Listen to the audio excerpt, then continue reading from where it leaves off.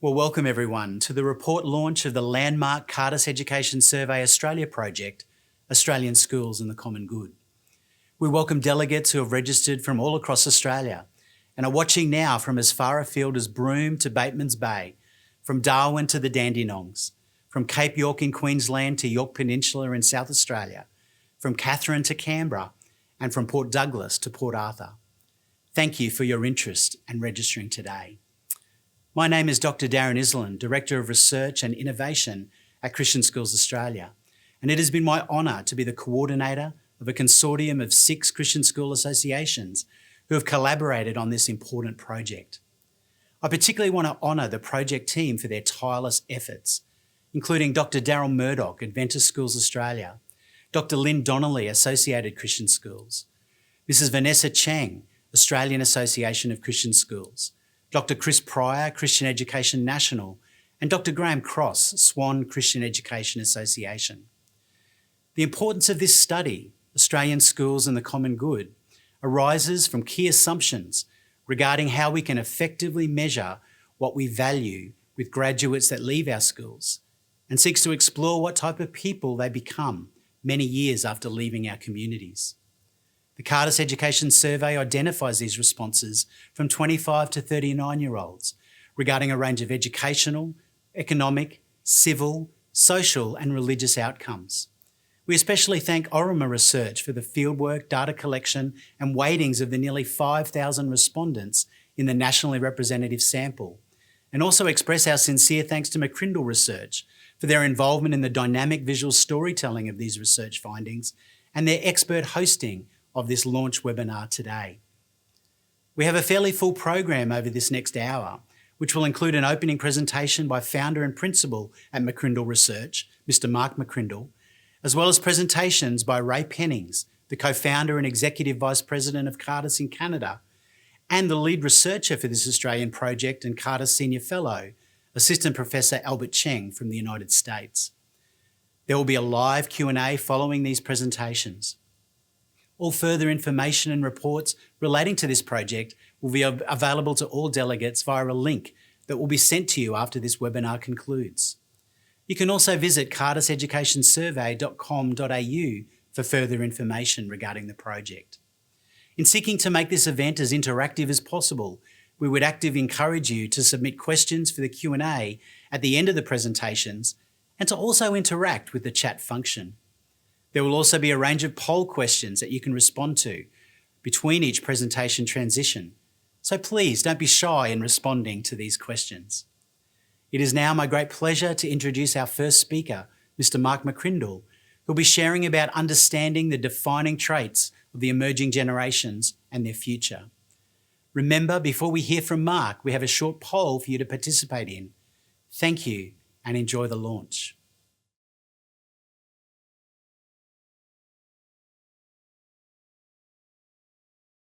Thank you, Darren, for your introduction.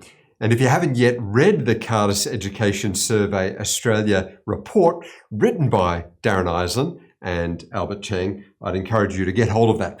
We had the privilege of working with the Cardus Consortia to summarise and visualise the full report into this one, and I'd recommend that to you as well. Well, you'll see as one of the key themes from the report is not only understanding the context of education, but understanding the emerging generations. You know, the best educators are people of vision. For them, the future is not something that they inherit, but it's something that they see, and indeed a place that they shape. Great principals have not only a vision for their school, but a vision for their students.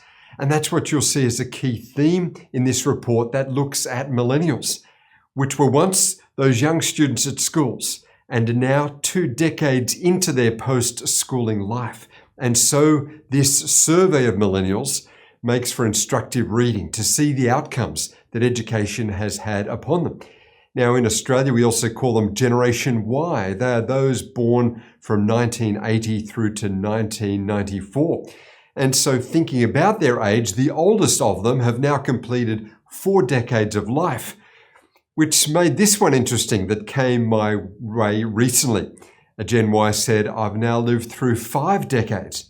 the 1980s, the 1990s, the 2000s, the 2010s, and March to August 2020. It's been a remarkable year indeed.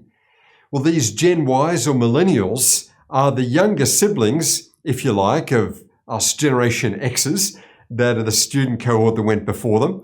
There they sit, and of course the student cohort coming after them that are still finishing up their education, although many are now into the workforce, is Generation Z.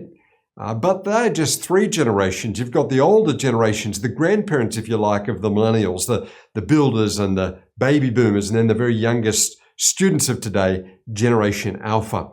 And educators teach across these generations and, of course, see each generation as students of today, but leaders, community builders, and the workforce of tomorrow.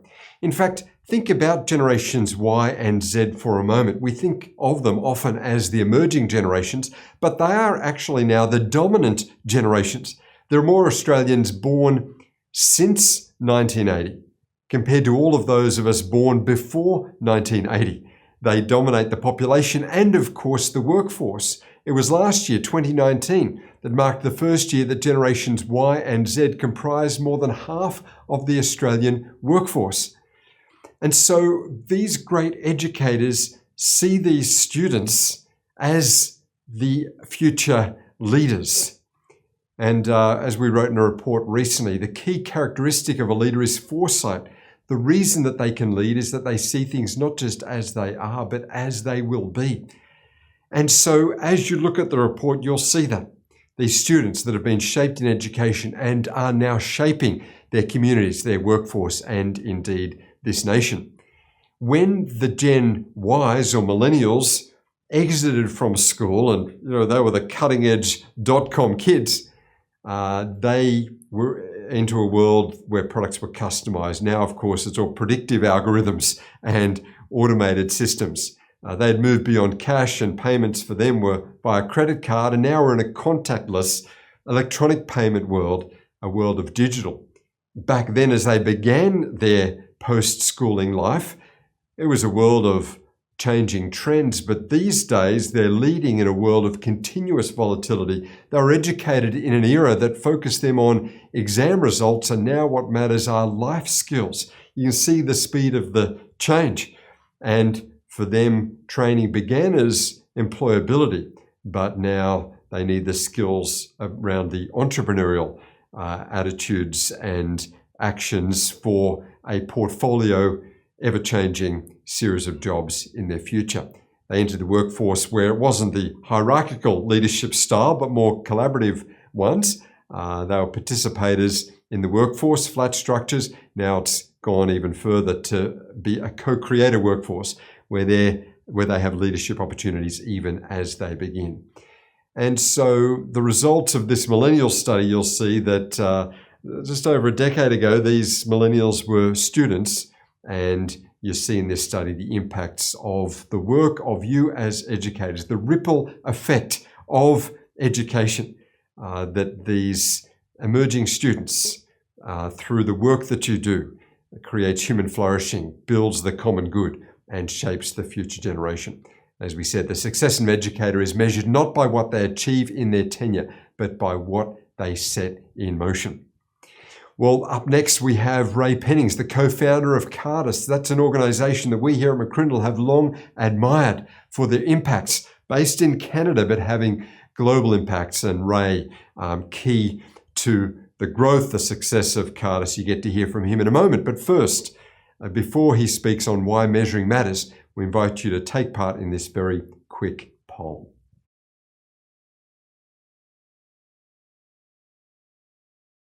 Well, thank you. And let me just begin by saying what a privilege it is for me to be able to participate in this event. I certainly wish I were there in person. I recall fondly the hospitality that you showed me in 2015 when you invited me to share a little bit about the work that Cardus had done in North America, and the conversations began really that led to this point.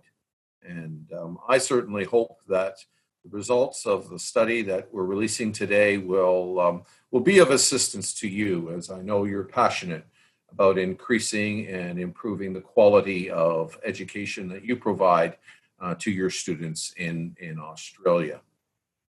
This data, the study in Australia builds on a decade of data. Cardus has overseen 3 US and 3 Canadian studies, as well as an additional post-secondary study. And these 7 reports, together with the dozens of follow-up analytical studies, have been central in the discussion within the sector, whether that's been in the academy, at research levels, at associational levels, or even at a local school and professional development level and a policy level. As the person responsible for leading this project at the outset, let me just say how thankful and humbled I've been that these have not been reports that have collected dust on the shelves, but have been actively utilized in literally hundreds of schools and other settings to advance the conversation about what constitutes quality Christian education.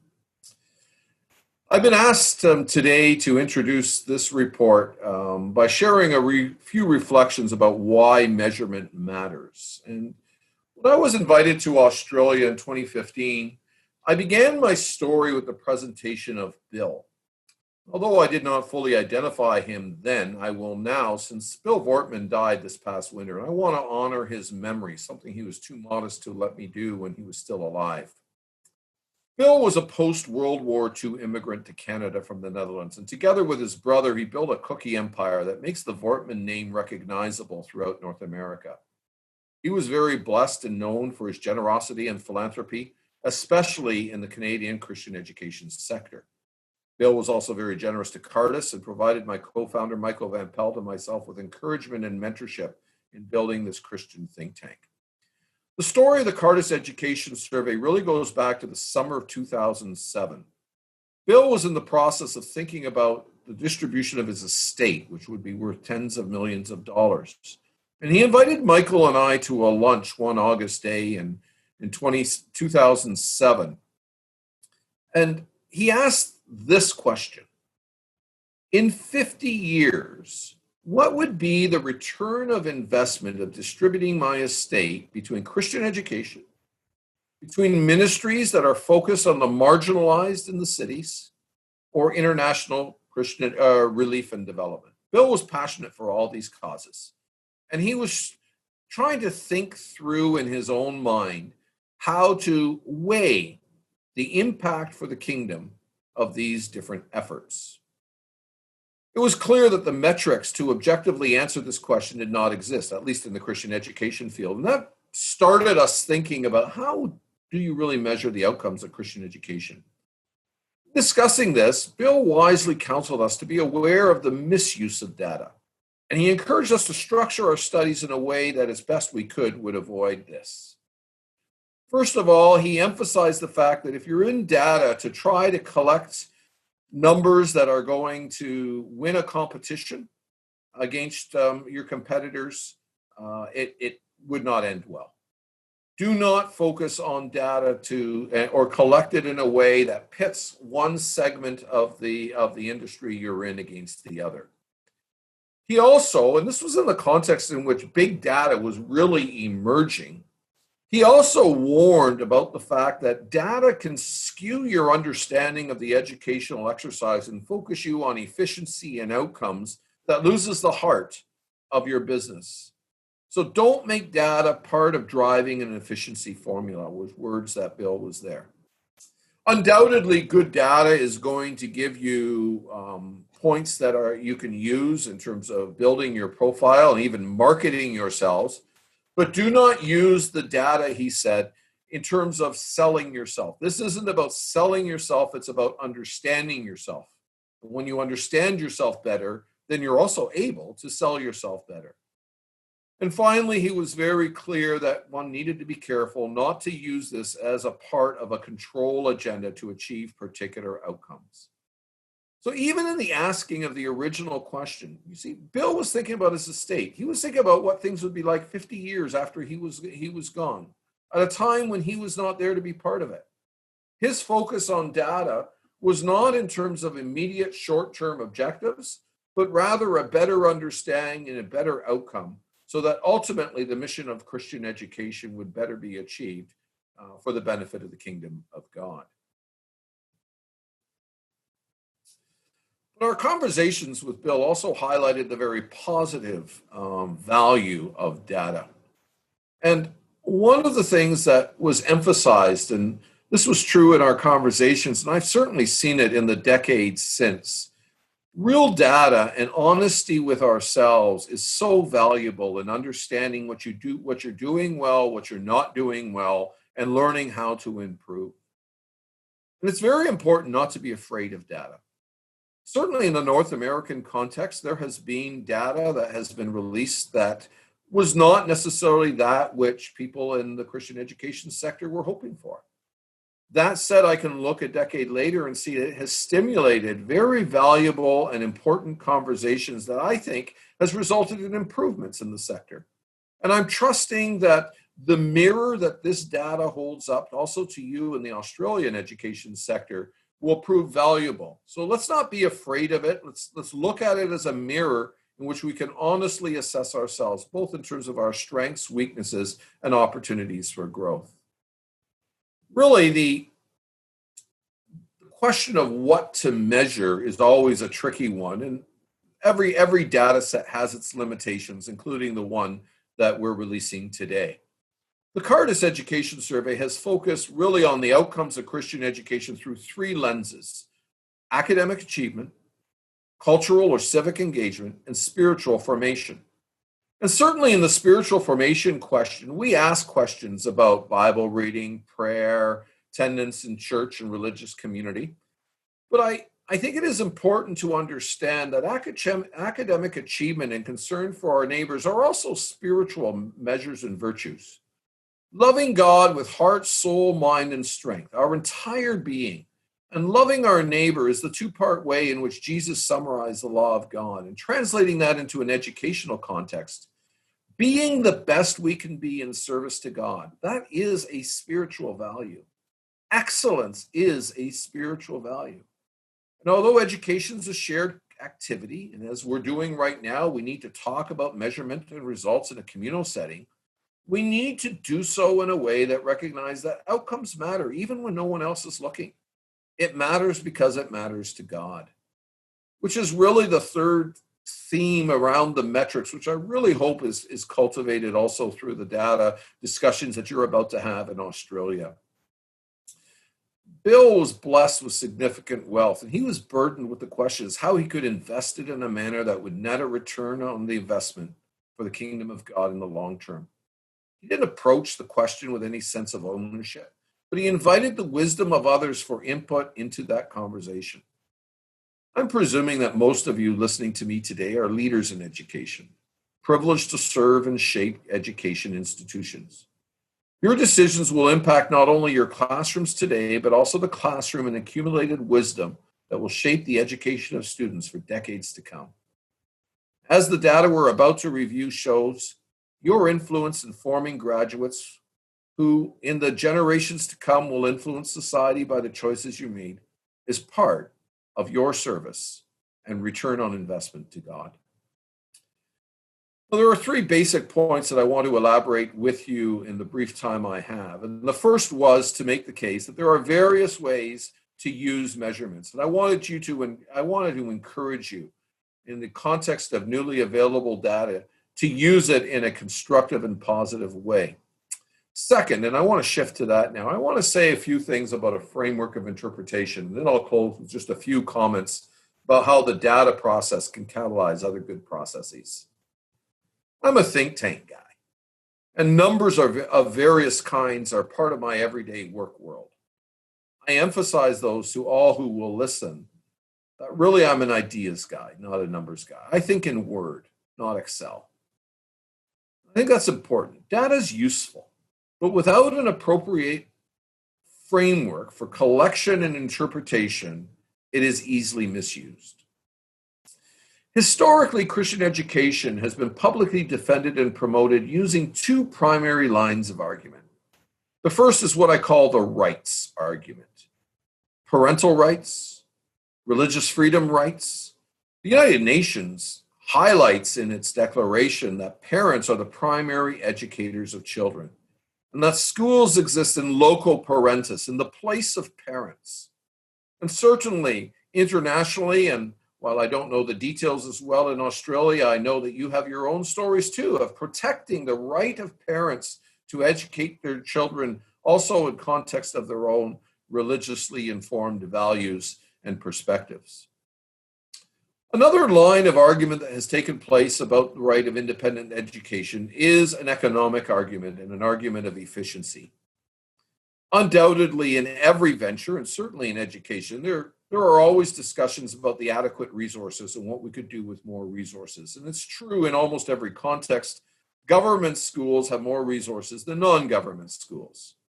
And it's very easy and tempting to use data in a way that it's shaping and focused around the resource conversation. The Cardus survey starts with a different frame. We have focused our research questions around common good or social flourishing.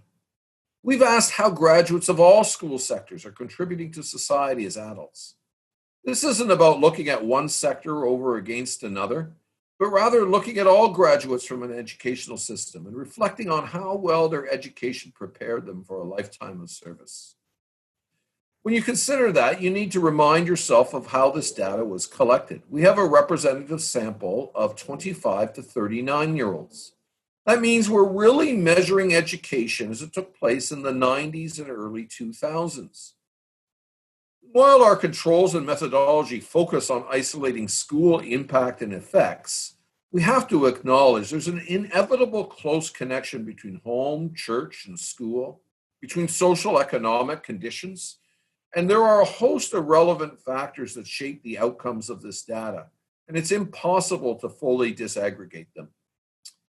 I think there's two things that I find comforting about that. One, when the results aren't quite what you wish they were, you don't need to burden yourself with guilt and obligation because there's a complex mix of things that has contributed to this data. I think it also should humble us. We shouldn't be too quick to take credit for the good stuff because that also comes from a mix of home, church, school, and a host of other circumstances. And yet that doesn't mean that the data is meaningless. The data focuses on a schooling effect. And we asked our respondents about their experiences and perspectives and how their schooling prepared them for their life since they have graduated. Keep in mind that data is not meant to end conversations. It's meant to start them. This data is not meant to be pulled out to say, see, we told you so. Rather, it is there to ask why questions. And hopefully it will encourage us to look at different ways of understanding the enterprise in which we are involved. There are sometimes data will leave us to surprising results, and like the GPS, when we're at a place where the data and our experienced reality doesn't quite match up, there are times to talk to our inner Alexa and let her do some recalculating, not necessarily following the data blindly, but recognizing it's meant to start a conversation. Cardus surveys are unique in that we don't measure education only in academic outcomes. Jamie Smith, whom I know has been in Australia and has served for many years as the comment editor, is keen on reminding Christian educators that we're in the formation, not the information business.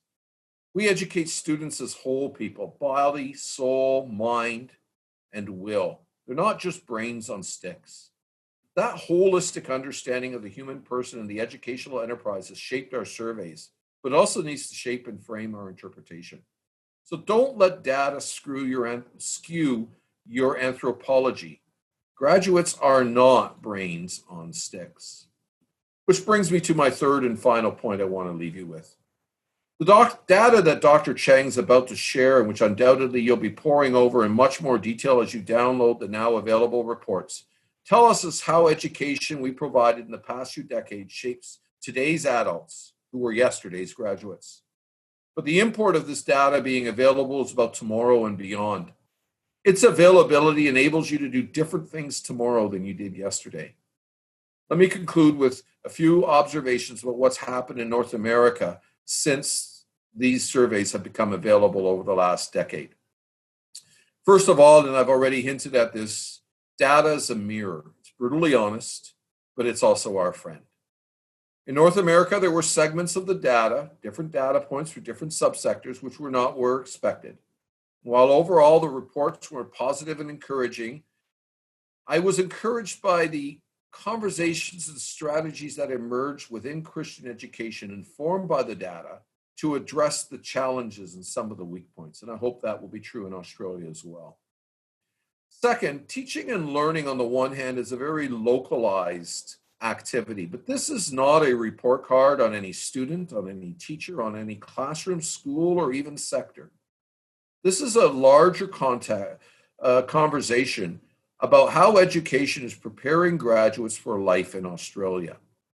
And so I think it's important to understand that education doesn't just involve individual students and learning. Education is a social enterprise. All of society is in a good education.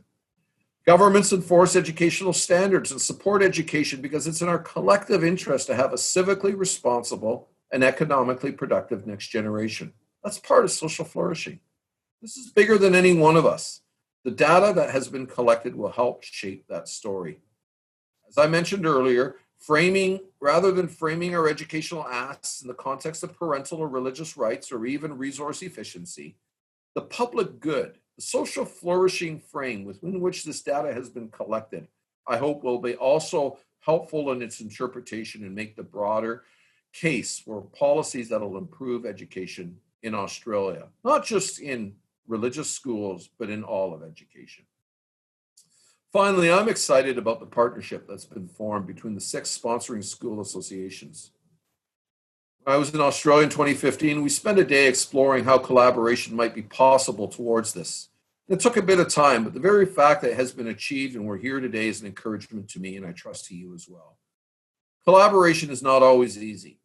I congratulate you for working through the challenges rather than letting them become obstacles.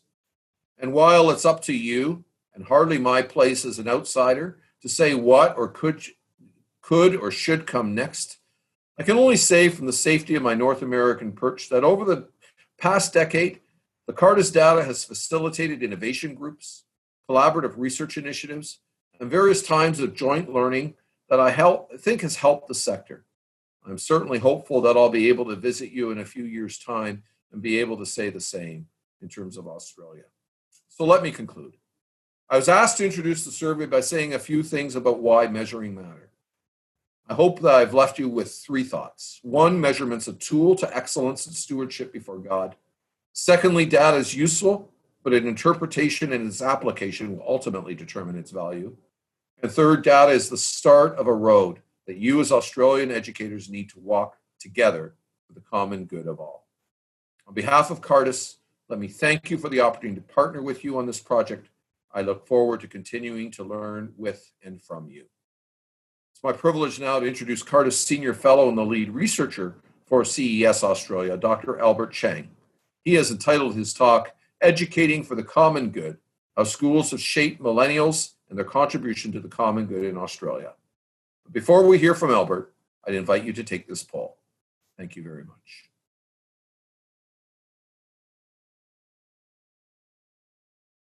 Well, good afternoon, everybody, and thanks, Ray, for introducing me. Again, I'm Albert Chang. I'm a professor at the University of Arkansas. And I think we've gotten to the point where of our event where many of you have been waiting, the actual results of the Cardus Education Survey Australia. So let me dive right in here. So this is just a brief outline of sorts of the results we're going to cover, as you can access in the full report. You'll notice that we cover 6 broad areas of educational outcomes: formation, work, belonging, generosity, family, and religion. And as Ray alluded to in his presentation, we feel that these 6 areas, and there are more, are quite important to consider when we ask the question about what is a good education. What good is education for? So let's dive in. And to do that, I want to first talk a little bit about where we actually got the data to explore these educational outcomes. So last year, towards the end of last year, we sampled a representative sample of Australians ages 25 to 39 who graduated secondary school. In the end, we got close to 5,000 respondents. You can see the number there. And you can also see the breakout by school sector. So in all the results that I'm going to discuss, I'm going to break out results by the 4 school sectors you see up here. You'll notice that the 3 kind of common or conventional school sectors of Australian education are listed: government schools, Catholic schools, and independent schools. What we do in the Cardus Education Survey, Australia here, is also break out separately Christian schools. Normally, Christian schools are part of the independent school sector, but for the purposes of this report and presentation, we're going to break them out as their own separate group. So I'm going to show you a bunch of figures for these results. And before I do that, I want to go over a little bit about how to read the figures that I'm going to present. In each of the figures, you're going to notice 2 sets of bars. One bar is going to refer to the full sample. And the full sample essentially uses data from all 4,913 respondents. Essentially, I'm going to break out the averages across the 4 school sectors: government, Catholic, independent, and Christian schools. I'm going to break out the averages for respondents in each of those school sectors. And essentially, the way to understand these results is to think about them in terms of the combined effect of school and family and other sources of background influence. In the figures, you'll also see a second set of graphs, which are based on the online samples. So this refers to the 3,913 respondents who took the online version of the Cardus Education Survey. We had another 1,000 that we surveyed via telephone.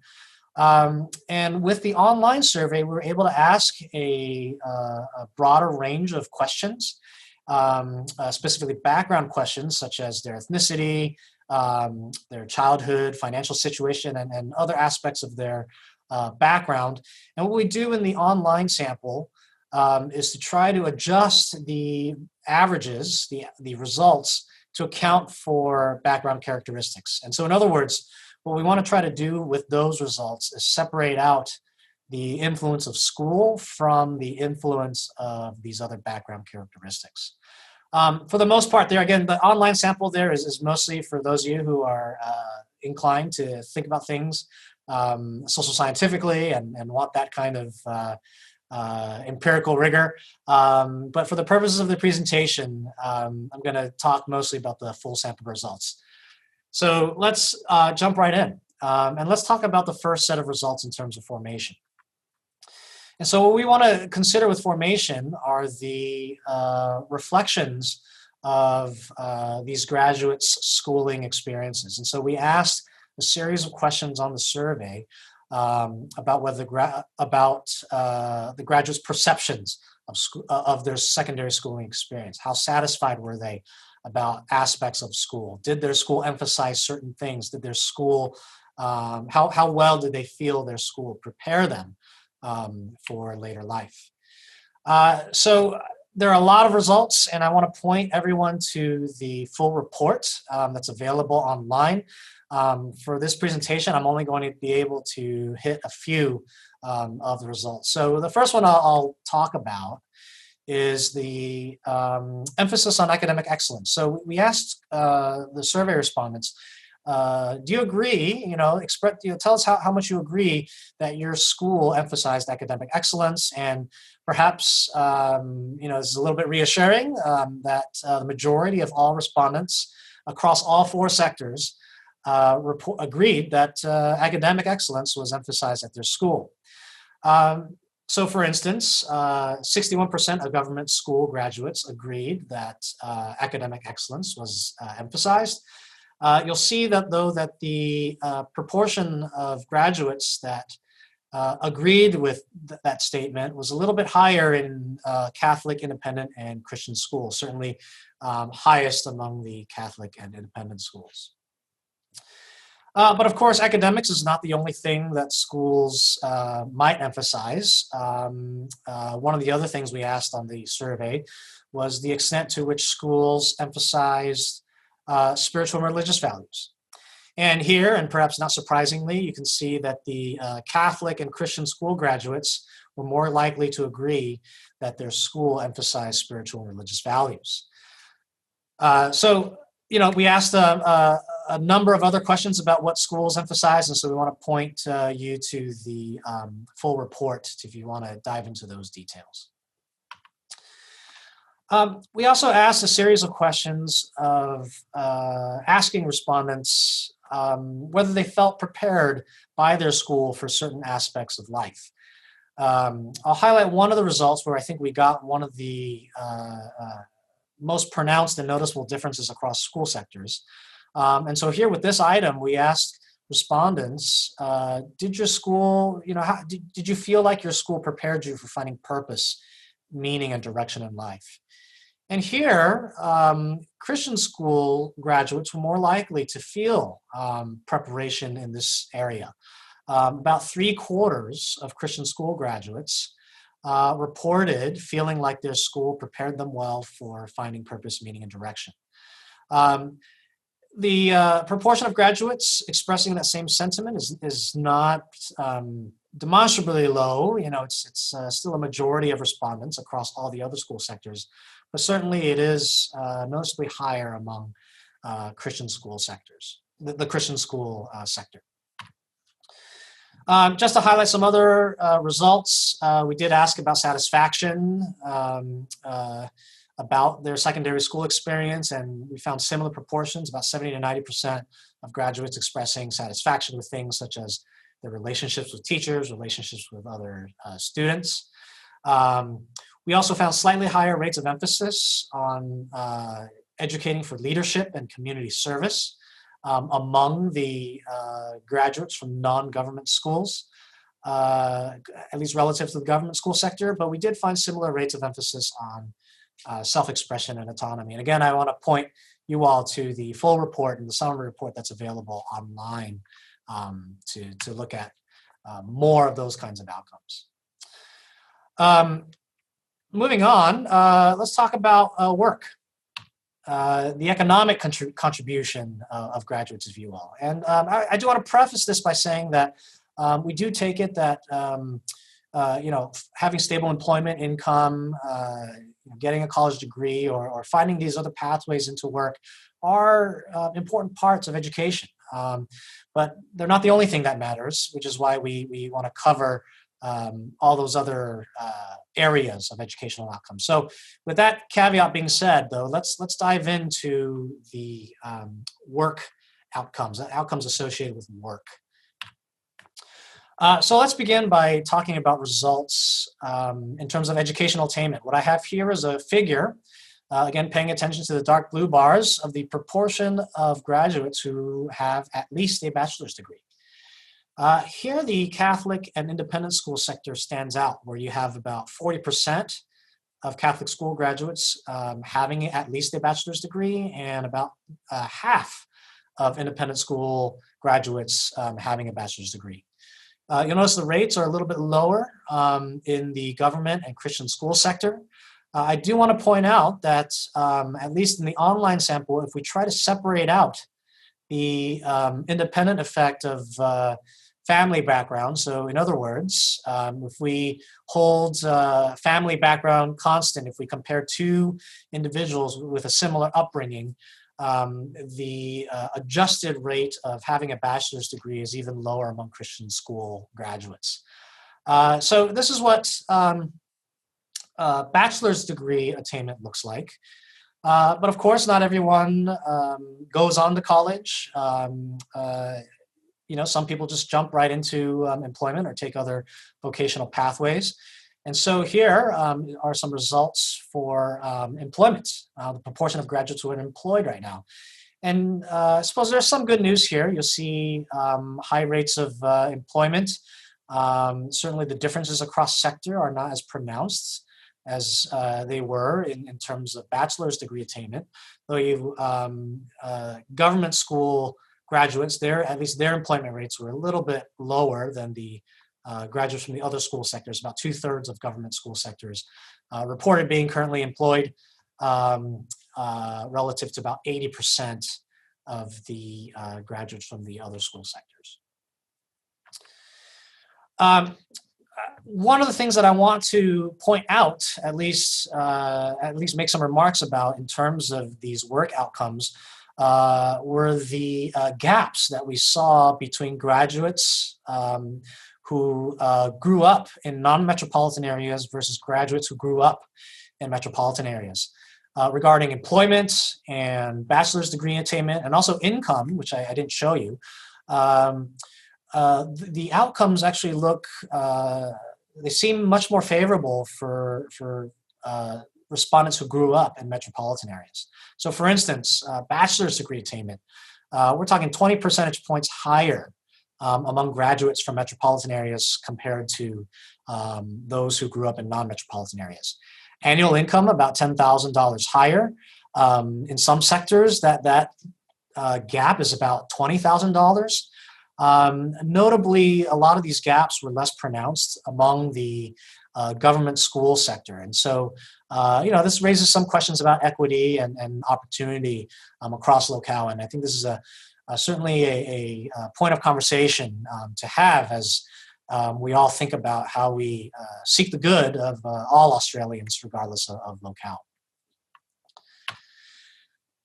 So those were some of the work outcomes, but what about some of these, instead of economic outcomes, more civic-related outcomes? And so let's talk about belonging for a little bit. In this next set of results, I'll show you rates of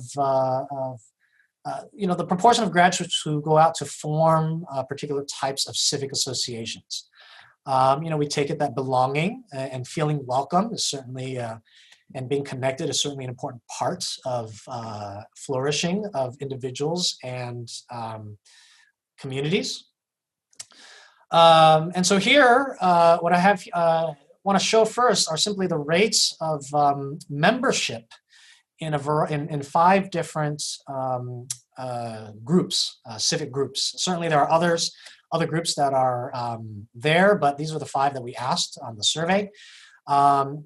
First, to kind of maybe point out that on the low end, political party and trade union membership is quite low among the entire Australian population of 25 to 39-year-olds. Whereas on the other hand, membership in sporting, leisure, and cultural groups was quite high. About 1/3 of all 25 to 39-year-old Australians reported belonging to one of those groups. I do also want to remark that there is some data out there suggesting that these rates are actually decreasing over time. And so I want to at least state that for the record, and perhaps that's going to be an important point for a conversation in terms of how we might increase civic associations and civic engagement among our young people. Now, there were some differences by school sector in terms of group association. I'll highlight one here, which is association with church and religious groups. Here we see Christian school graduates much more likely than the graduates from the other sectors to form these kinds of associations. About half of them belong to a church or religious organization. In contrast, something else that stood out, at least among independent school graduates, was their higher rates of membership in professional and business associations. One of the things I didn't mention earlier, and you can see this in the full report, that independent school graduates also were more likely to go into enter fields of employment in at least they were more likely to work in fields that demanded technical and scientific expertise.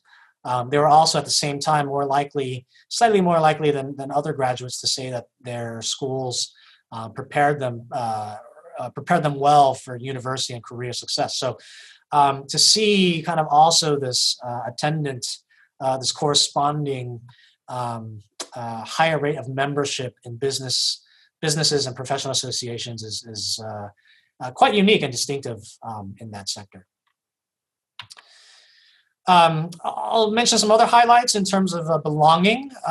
It's not as if Christian school graduates, for instance, are only more likely to associate with religious groups. We actually found, at least in our data, that Christian school graduates as well as independent school graduates were much more likely to, about 2 to 3 times more likely to belong to a trade union or political party compared to government and Catholic school graduates. We also found few differences, however, in terms of belonging to a sports, leisure, or cultural group. But belonging is but one of many types of civic engagement. There are other kinds of civic engagement, including volunteering and giving, generosity, if you will. So what do our graduates look like in terms of this outcome? And again, we take this to be an important part, an important educational goal. In terms of civic formation, civic engagement is important area of focus for schools. And so, what do our graduates look like in terms of volunteering and giving?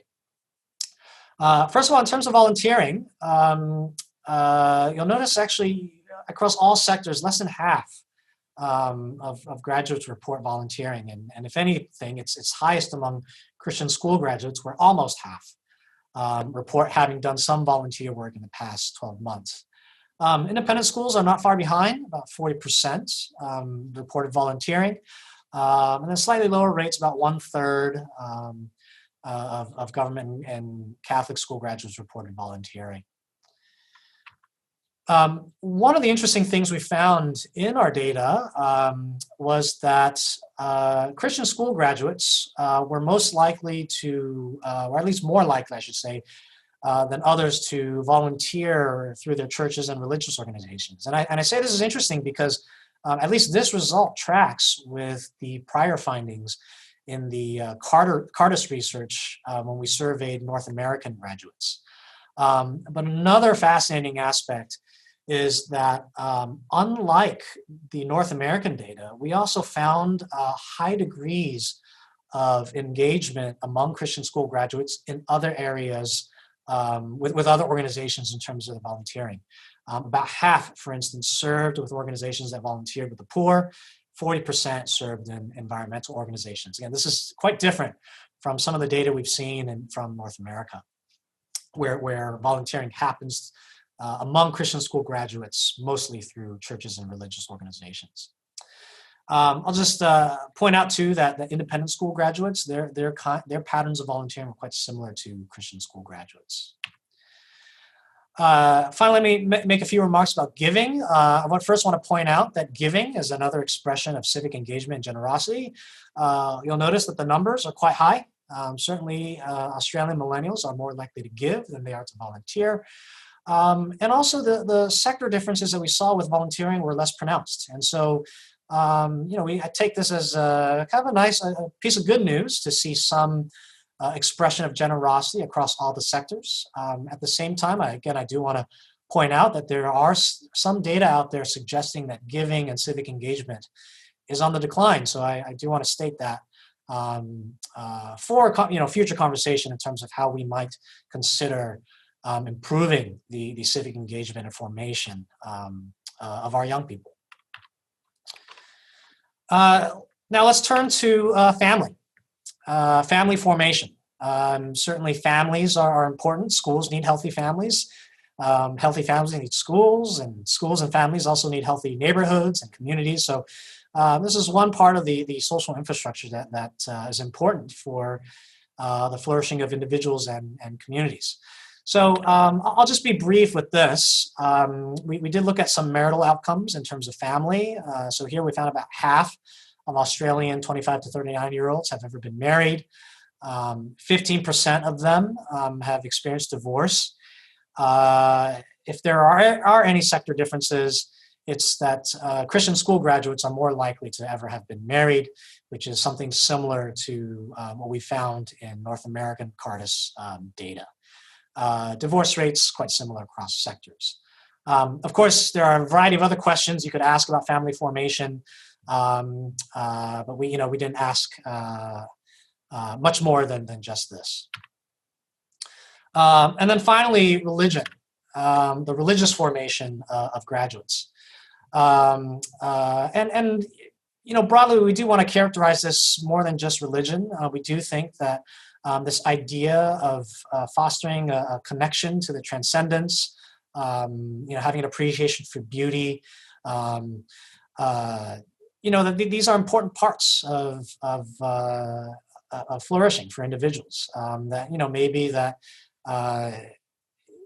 cultivating a sense of the transcendent actually might help us in terms of thinking about how we pursue the common good of our communities. I'll just mention a few highlights here. One of the things we found was prayer as the most common form of spiritual practice among the entire population. It was more common than religious service attendance and engaging with a religious text. Certainly, there are other ways of engagement with spiritual things and the transcendent. And so, I won't get into all those here, but these are some of the findings in terms of practice that we had in our data. I'll also mention that Christian school graduates were more likely to engage in these kinds of practices as well. We also have some interesting data about beliefs about God, feelings about moral obligations. All I'll mention here is that we found millennials were quite split in terms of belief about God. Actually, a similar proportion believed God did not exist, and a similar proportion believe that God does not exist, compared to those who actually believe God did exist as a personal being who's involved with the world. So again, there are many, many results with religion and other findings. So I really want to encourage you all to go to the website, access the full report, the summer report, the supplemental data that's there. And I look forward to your questions coming up in this Q&A session. But before that, I believe you have another poll. So I will turn the time over to have you answer the poll question.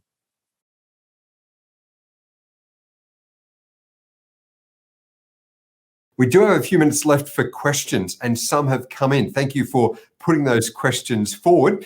And so let me direct some of these questions to, well, Ray, I might start with you on this first one. The question is that, as you explained, and as we can see on that Cardus Education Australia website, we've got the other studies there conducted in North America, and obviously there's differences across the continent, but anecdotally, could you highlight some similarities and I guess key differences as you looked at the Australian results compared to what you've now seen across a fair few waves of North American studies? Sure, I'd be glad to. Albert touched on a couple of them already in his talk. I think one of the things that I was very encouraged when I saw the Australian data was the similarity in terms of satisfaction. And we certainly saw that in North American as well. Certainly non-government schools as a whole and Christian schools in particular, both in North America and Australia, have very high satisfaction results from graduates when they reflect back on how well did my education prepare me for the various things of life. So there's a similarity there that was very encouraging. There's also we take a look at the academic results. I think there's probably a little more variance in North America than there is in Australia between the different sectors. I wonder whether or not some of the differences in terms of funding systems and structures, and we see that in North America as well, certainly United States and Canada. And in Canada, we have provincial funding systems which are very different from each other. So even within the North American setting, there's probably a wider variation than there is in North America. The final thing that I thought was interesting in terms of the giving and the volunteering, I was very encouraged in Australia to see significant engagement in non-religious organizations, perhaps to a higher degree than what we saw in North America, where a little more of the volunteer. There is significant, it's not a black and white thing. In North America, there is significant engagement in church and religious organizations. There's some also in others, but in Australia, we saw perhaps more of a leveling across. So there was tons of comments that could be made, and I suspect a PhD study or two in comparison the data now that we have it from Canada, United States, and Australia. But just on an initial read, those are a few of the things that struck me. Thank you. Thanks for that, Ray. And just, I guess, a two-part question on methodology. Firstly, longitudinal. What will be the benefit for the Australian educational community as we get longitudinal? Firstly, are there plans for that? You've done that in North America. What benefits come from the longitudinal? And secondly, I guess a methodology question. As you said, you're surveying people whose school experience went back to the 90s, early 2000s. To what extent is memory valid over that period of time? And how do you respond to that question? Well, so just let me start with your last question first in terms of the methodology. One of the things that's distinctive, I think, about the Cardus survey is that for the most part, we actually ask about most of your life experience. So we actually document your schooling experience and all the rest. So we're not really relying on your memory of schooling. We're relying on your account of life, and then we're categorizing that and going back. And I think personally that's a much better way of collecting data, in the sense that there's no right answer. Your own history is the right answer. And we're simply looking at that as opposed to sort of setting up questions about what you think should or should not happen, or trying to reflect back. So that's one thing. In terms of the longitudinal, I compare the one survey sort of as a snapshot in time, and it's very valuable. The benefit of doing multiple surveys, and we've done 3 in the United States and 3 in Canada over the course of the decade, is you sort of get a video instead of a still picture in terms of sort of the direction of the trends. It also, and I want to commend you and all the partners in Australia in terms of the size of your sample. You ended up using a large sample size of almost 5,000, whereas in North America, most of our samples have been around the 2,000 mark in each of the surveys. So you're able to dig a little deeper. The benefit of the longitudinal studies is we're able to put them together, and we're just now beginning to looking at cohorts of the difference between education in the 80s, 90s, and the aughts, and seeing some of the trends and directions. So it provides a research database that we're just getting into now, but I think will provide some rich learnings. But in terms of the plans, it's really up to you in Australia. Certainly, we at Cardus are keen to study and learn with you. Great, thank you. And Albert, I know you're there, you're on audio. So a question for you. You were talking about, and we saw it in the data, the high rate of Christian graduates from Christian schools and their involvement in trade unions and membership there. What do you put that down to?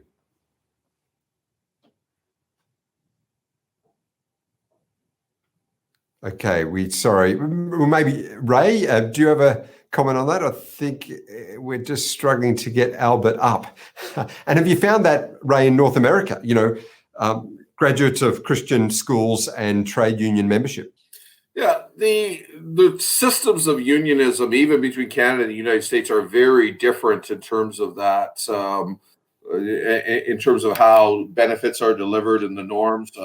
Certainly in the United States, there's a very low level of unionism, and it's private sector. In Canada, there's a big difference between public sector and private sector. So I will confess I am not as versed in the particulars of trade unionism in Australia to be able to really intelligently comment on that, just knowing there are different systems and how benefits are there. So I'm not going to try to duck, but I'm also not going to try to pretend to know something I don't know. Thanks, Ray. Our time is almost done. I just want to throw in a moment back to Darren Iseland to close out this virtual event. And I want to thank everyone for attending. I want to also thank, and people ask, those Christian school associations that the students of which were part of this study. Who were they? And you've seen it on the slides if you didn't notice that. Adventist Education Australia, ACS, AACS, CSA, CEN, and Swan Christian Education Association. So thanks to those associations and networks. for getting involved in this and for participating in the research. And thank you all for joining. And as we said, after this event, you will get an email which will have the full recording for you of today's proceedings. You'll get that tomorrow. And you can also go to the Cardus educationsurvey.com.au website tomorrow to get the report. But right now, it's over to Darren to close out our gathering. Well, that brings us to the end of the Cardus Education Australia report launch. A very special thank you to the presenters today, Mark McCrindle, Ray Pennings and Albert Cheng, for 3 highly engaging, stimulating and thought-provoking presentations, and for such an insightful and informative Q&A. Thank you too for you, the attendees, who have been interested in this report and its findings from all parts of Australia. It is clear from the findings that Australian graduates are formed not just as individuals, but to take their place in communities. And it is incumbent upon educational leaders to ensure that a public-facing posture continues to be cultivated in our graduates so they can be active contributors in and for the common good. A final reminder that these reports are available to all attendees via a link that will be sent to your registration email, and they are also available through our website, carduseducationsurvey.com.au. This now concludes the webinar, and again, sincere thanks for your attendance today.